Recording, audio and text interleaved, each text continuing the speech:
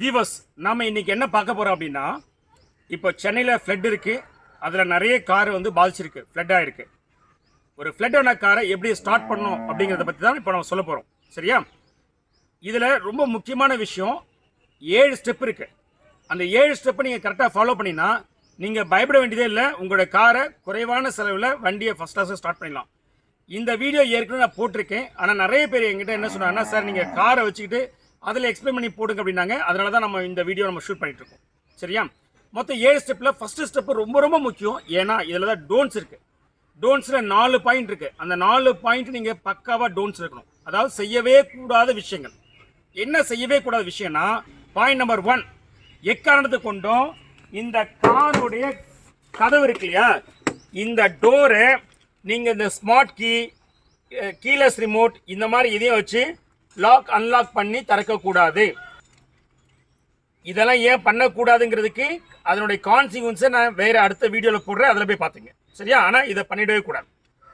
Okay, அடுத்தது second point என்ன செய்யவே கூடாது அப்படின்னா, இது ஃப்ளட் வண்டி கிடையாது. சரியா? அதனால நான் திறக்கிறேன். நீங்கள் என்ன பண்ணணுங்கிறத நான் அப்புறம் சொல்கிறேன். இங்கே வாங்க. செகண்ட் பாயிண்ட்ஸ் என்ன பண்ணணும் அப்படின்னா, எக்காரணத்தை கொண்டும் நீங்கள் இந்த இக்னிஷன் ஆன் பண்ணக்கூடாது. இங்கே பாருங்கள், மீட்டரில் இன்ஸ்ட்ருமெண்ட் கிளஸ்டரில் எல்லா லைட்டும் எரியுது பார்த்தீங்களா? இந்த மாதிரி எக்காரணத்தை கொண்டும் நீங்கள் இக்னிஷன் ஆன் பண்ணிடக்கூடாது. 3வது பாயிண்ட் என்னென்னா, எக்காரணத்தை கொண்டும் நீங்கள் கிராங்க் பண்ணக்கூடாது. 4வது பாயிண்ட் ஒன்று இருக்குது. அது என்னென்னா, எக்காரணத்தை கொண்டும் இந்த வண்டியை 2-3 பேர் தள்ளி செகண்ட் கியரில் போட்டு ஸ்டார்ட் பண்ணக்கூடாது. சரியா? இப்போ உங்களுக்கு தோணும், சார் கிராங்க் பண்ணாலே ஸ்டார்ட் ஆகுதுன்னா ஏன் தள்ளி ஸ்டார்ட் பண்ண நினைப்பீங்க. கிராங்க் பண்ணி ஸ்டார்ட் ஆகாத பட்சத்துக்கு இந்த மாதிரி பண்ணுவாங்க. இதெல்லாம் இந்த 4 பாயிண்ட்டும் பண்ணவே கூடாது.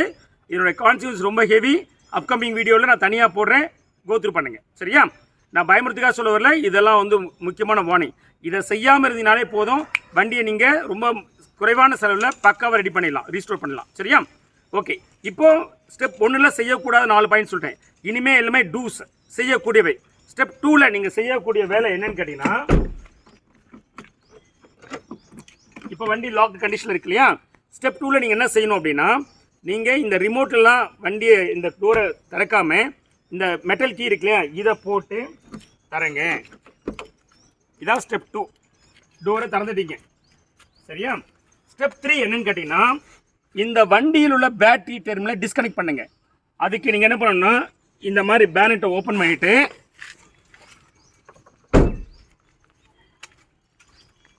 இங்கே வந்துட்டு இதை மாதிரி நீங்கள் ஹோல்ட் பண்ணிவிட்டு இப்படி கட்டணும். இப்படி கட்டிட்டு இதை நீங்கள் எடுத்தீங்கன்னா வந்துருச்சுங்களா? ஓகே வீவர்ஸ், ரொம்ப நான் முக்கியமாக ஒரு விஷயம் சொல்ல வரேன். இந்த பேட்டரியை எப்படி மேனேஜ் பண்ணணும்னு தெரிஞ்சிருந்தால் மட்டும் இந்த வேலையை செய்யுங்க.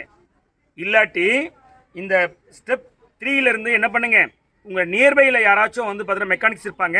அது யாராக இருந்தாலும் பரவாயில்ல. சரியா? பெரிய எக்ஸ்பர்டைஸாக இருக்கணும் அவசியம் இல்லை. யாரையா கூப்பிட்டு வந்து இந்த மாதிரி பேட்டரி டெர்மினல் எடுக்க வைங்க. என்ன ரீசன்னா, எக்காரணத்தை கொண்டும் இங்கே பாருங்கள், இந்த பேட்டரி இருக்குல்லையா, அந்த 2 டெர்மினல் இதுக்கு இடையில் மெட்டலோ எதுவும் டச் பண்ணக்கூடாது. டச் பண்ணிடுச்சுன்னா இது வந்து மிகப்பெரிய ஆபத்து ஏற்படுத்திடும் உங்களுக்கு. நான் இதை பற்றி ரொம்ப டீட்டெயிலாக எக்ஸ்பிளைன் பண்ண விரும்பல, இது டாபிக் நம்ம கிடையாது. அதனால் உங்களுக்கு இந்த பேட்டரியை பற்றி எப்படி, இந்த பேட்டரி டெர்மினல் எப்படி கையாளணும்னு உங்களுக்கு தெரிஞ்சிருந்தால் செய்யுங்க.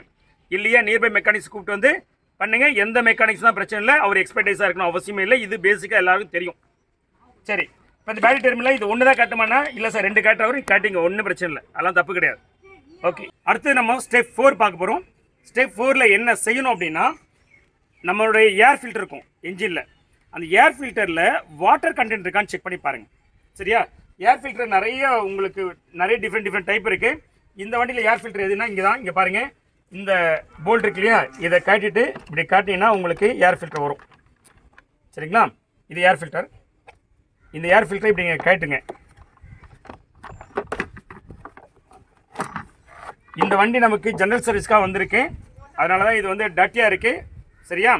ஆனால் உங்களதில் வந்து பார்த்தீங்கன்னா ஆயில் இருக்கா, சாரி வாட்டர் இருக்கான்னு பாருங்கள். வாட்டர் இருந்துச்சுன்னா இந்த வண்டிக்குள்ளார அதாவது என்ஜின் சேம்பருக்குள்ளார தண்ணி போயிடுறதுக்கான வாய்ப்பு இருக்குது. சரியா? ஸோ அப்படி இருந்ததுன்னா என்ன பண்ணணும் அப்படின்னா இந்த ஏர் ஃபில்டரையுமே நீங்கள் மாற்றிடணும். இந்த என்ஜின் சேம்பருக்குள்ளேருந்து நீங்கள் தண்ணியை முழுமையாக எடுத்துடணும். என்ஜின் சேம்பர்லேருந்து தண்ணி எப்படி எடுக்கிறதுங்கிறது நான் கம்ப்ளீட் ஃபுல் வீடியோ நான் போடுறேன் அப்கமிங்கில். இப்போ ஷார்ட்டாக சொல்லிடுறேன் எப்படி எடுக்கணும்னா, இப்போது டீசல் வண்டியாக இருந்தால் இங்கே பாருங்கள், இந்த ஹீட்ரு பிளக்னு ஒன்று இருக்குது பார்த்தீங்களா, மொத்தம் 4 ஹீட்ரு பிளக் இருக்கும். இந்த ஹீட்ரு பிளக்கெல்லாம் கட்டிட்டு நீங்கள் கிராங்க் பண்ணிங்கன்னா உங்களுக்கு தண்ணியை வெளியே எடுக்கலாம். இதுவே பெட்ரோல்னால் நீங்கள் இக்னிஷன் காயிலில் ஓப்பன் பண்ணியும் எடுக்கலாம். சில பேர் வந்து இன்ஜெக்டர் கட்டியும் எடுப்பாங்க. அது அவங்கவுங்களுடைய அந்த வண்டியோட கன்வீனியன்ஸ்க்கு ஏற்ற மாதிரி நீ செஞ்சுக்கலாம், தப்பு எதுவும் கிடையாது. சரியா? ரொம்ப முக்கியம், என்ஜினுக்குள்ளே தண்ணி போயிடுச்சு அப்படின்னா அதை ரொம்ப கேர்ஃபுல்லாக க்ளீன் பண்ணி எடுக்கணும். ஈவன் சைலன்சர் வழிக்குமே நீங்கள் எடுக்கணும். சரியா? அந்த வீடியோ நீங்கள் கம்ப்ளீட்டாக அப்புறம் பாருங்கள். இன்னும் ரொம்ப முக்கியமாக இதெல்லாம் இப்போ உங்களுக்கு தெரியணும் அவசியம் இல்லை, தெரிஞ்சால் அதெல்லாம் பண்ணுங்கள். இல்லையா நீங்கள் ஒரு நியர்பை மெக்கானிக்ஸ் கூப்பிட்டுருப்பீங்க இல்லையா நான் பேட்டரி கேட்டுறதுக்கு, அவங்கள வச்சு நீங்கள் இதெல்லாம் பண்ணிக்கலாம். சரிங்களா? இதுக்கெல்லாம் ரொம்ப எக்ஸ்பர்டைஸ் தேவையில்லை, இது எல்லாருமே பண்ணுவாங்க. ஓகே, அதுக்கு அடுத்தது ஸ்டெப் நம்பர் 5. அது என்னென்னா இங்கே பாருங்கள், என்ஜின் ஆயிலில் தண்ணி இறங்கிருக்கான்னு செக் பண்ணி பார்க்கணும். அதுக்கு நீங்கள் என்ன பண்ணலன்னா இது மாதிரி எடுத்து பார்த்தீங்கன்னா உங்களுக்கு ஆயில் லெவல் ஜாஸ்தியாக இருந்தது அப்படின்னா என்ஜின் ஆயிலில் தண்ணி மிக்ஸ் ஆகிருக்குன்னு அர்த்தம். ஆனால் இது பெஸ்ட்டு ப்ராக்டிஸ் இல்லை. நீங்கள் பெஸ்ட்டு ப்ராக்டிஸ் என்ன பண்ணுங்கள், நீங்கள் என்ஜின் ஆயிலை ட்ரெயின் பண்ணி வெளியே எடுங்க. அதில் தண்ணி கண்டென்ட் இருக்கான்னு பாருங்கள். தண்ணி கண்டென்ட் இருந்துச்சுன்னா கம்ப்ளீட்டாக என்ஜின் ஆயிலை மாற்றிடுங்க. ஆயில் ஃபில்டருமே மாற்றிடணும். இதில் ஆயில் ஃபில்டர் இருக்குது. சரியா? ஆயில் ஃபில்டர் எங்கே இருக்குன்னா இது பாருங்க, ஆயில் ஃபில்டர். இது ஆயில் ஃபில்டரு. இந்த ஆயில் ஃபில்டருமே நீங்கள் மாற்றிடணும். சரியா? ஸோ ஆயிலை மாற்றிடணும், ஆயில் ஃபில்டரையும் மாற்றிடணும் கம்ப்ளீட்டாக. ஸோ இது நீங்கள் வந்து கேர்ஃபுல்லாக செய்யணும். ஒருவேளை வாட்டர் பார்ட்டிகிள்ஸ் இல்லைன்னா நீங்கள் அந்த ஆயிலை திரும்ப நீங்கள் ரீஃபில் பண்ணலாம். ஆனால் நீங்கள் ரீஃபில் பண்ணும்போது இந்த ப்ராசஸில் நீங்கள் அதை டர்ட்டி ஆகாமல் பார்த்துக்கணும், கண்டாமினேட் பண்ணிடாமல் பார்த்துக்கணும், டஸ்ட் பார்ட்டிகல்ஸ் போடாமல் பார்த்துக்கணும். அப்படி ஏதாவது இருந்துச்சுன்னா அதை செஞ்சு திரும்ப ரீஃபில் பண்ணாதீங்க, புது ஆயிலே ஊற்றுங்க, அது பெஸ்ட்டு. சரிங்களா? அடுத்தது ஸ்டெப் நம்பர் 6.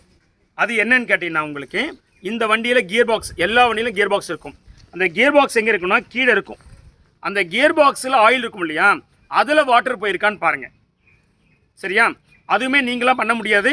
நீங்கள் வெளியிலேருந்து ஆளை அடிச்சுட்டு வந்திருக்கீங்க இல்லையா, அவங்கள வச்சு பண்ணலாம். இல்லை நீங்கள் ஒர்க் ஷாப் கொண்டு போய் நீங்கள் பண்ணலாம். அந்த கியர் பாக்ஸில் வந்து ஒரு ட்ரெயின் நெட் இருக்கும். அந்த ட்ரெயின் நெட்டை கட்டிட்டு அது வழியாக நீங்கள் வந்து ஆயிலை இறக்கி வாட்டர் பார்ட்டிகல்ஸ் அதில் இருக்கான்னு பாருங்கள். அது இருந்துச்சுன்னா கியர் பாக்ஸ் ஆயிலுமே மாற்றிடுங்க. சரிங்களா? Step number 7.